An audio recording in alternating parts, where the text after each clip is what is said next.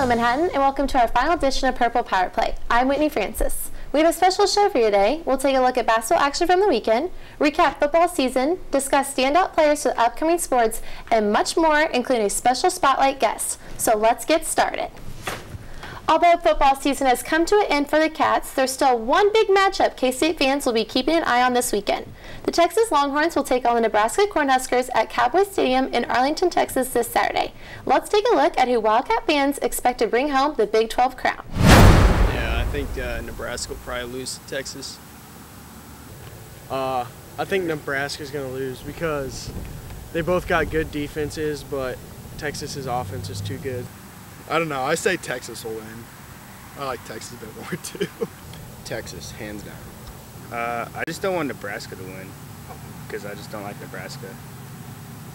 I don't know. I just hate Nebraska. I don't like Nebraska. I do not like Nebraska. Because Texas is better than Nebraska, and I hate Nebraska, so we're just going to say Texas. I mean, they got a really good defense, though. I think it'll be a good game. It's just I think Texas will win, and I want them to also. I'm going to say Texas by 17.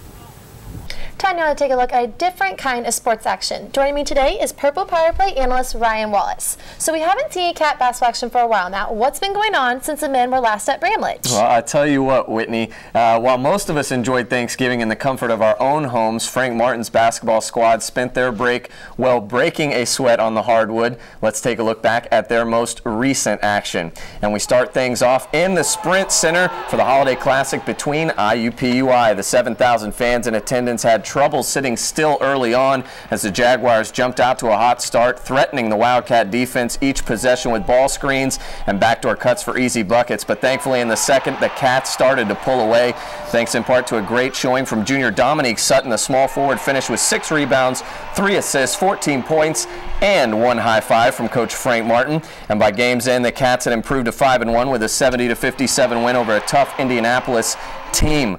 Earlier this week, K-State finally returned home to play in-state competitor Fort Hays State. But don't let these highlights fool you. This game was a serious test for the boys in Lavender.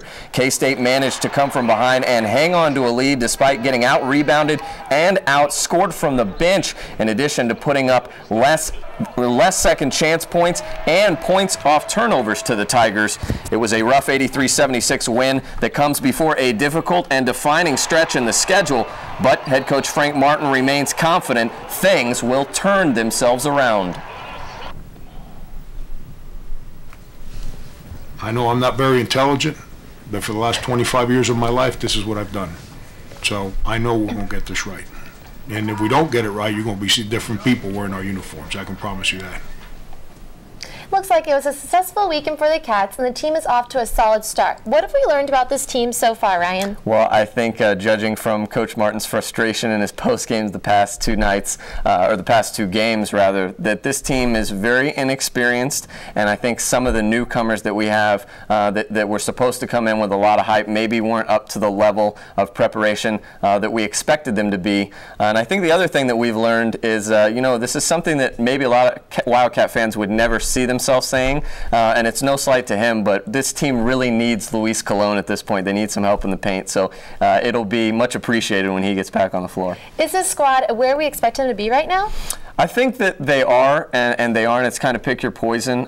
They're not there as far as the level of play goes. We've seen them. We know that they can play better basketball because of the talent that they have.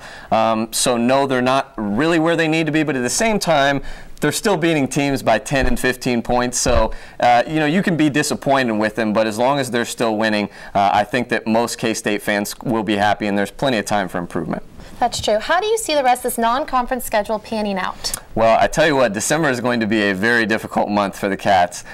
You know, with Washington State coming up, Xavier, Alabama, it's going to get very, very interesting for this Wildcat team. But I think things will shake out fine for them. They usually will pull out a couple wins that maybe you don't expect them to win, and they'll also have probably a game that I would expect them to maybe flounder a little bit. But you know, I think the most important thing is that Frank Martin will take out of this no matter what happens, win or losses. He just wants his team to find some consistency. I think they'll find it here in December, and that's really all that matters, because I think when it's all said and done in March, no matter what happens in the non-conference schedule, this team will still be dancing. Well, thank you so much for being here, Ryan. Hopefully things do turn out the way you predict them to. I hope so too. Thank you. The Lady Cats traveled to Brigham University this past weekend and took on the Cougars Friday afternoon. Senior Ashley Sweat led the squad with 18 points in 40 minutes of play. Looking at stats, it appears the freshmen are becoming a focal point of this team. Freshman Taylor Carr stepped up with a career high of 17 points. She also added 5 rebounds, 4 assists, and 3 steals in only 29 minutes of action. First-year guard Brittany Chambers drained 2 clutch free throws with 3.6 seconds left to seal the 65-62 victory. Chambers added 16 points, including going 2 for 2 from behind the arc. At a basketball practice, people usually notice the players, and that's about it. What they don't see are the people diligently working on the sidelines. This year, the K-State women's basketball team has 4 managers, and they help out more than you would ever know. Purple Power Play reporter Shaylee Lenning has more on what being a manager for a sports team is all about.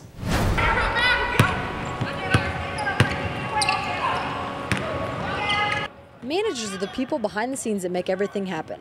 They do the players' laundry, film practicing games, keep stats, manage travel equipment, and basically just make sure the team has anything they might need at all times. I think managers feel responsible in a lot of ways for even how the team does, just because if the little things are going smooth, which is what we're responsible for, it makes everything a lot smoother from practice to games. And so when the team has success, we can feel a part of that. There are a lot of benefits that come with a job like this, though. Not only do they get to be a part of a Division I basketball program, but they also get partial and full-ride scholarships, just like the players do. It does help with the cost of my education, but also I like to be around basketball, and I figured that this would be way better than working at Walmart or just having some other random job. Perhaps one of the biggest perks managers get is traveling with the team. The past few years, the women's team has traveled to LA, New York, Cancun, and even as far as Prague, Czech Republic, and Vienna, Austria, in Europe. And the managers were right there with them. It's been a lot of fun, just, I don't know, just being able to hang out with all the players and coaches, and then eating's really a lot of fun. Actually, we do it a lot. And games, away games, it's a lot of fun just seeing other arenas and their energy that they bring to other stadiums. There have been dozens of managers in women's basketball history. Usually they start working their freshman or sophomore year and work until they graduate. And they even learn some lessons along the way.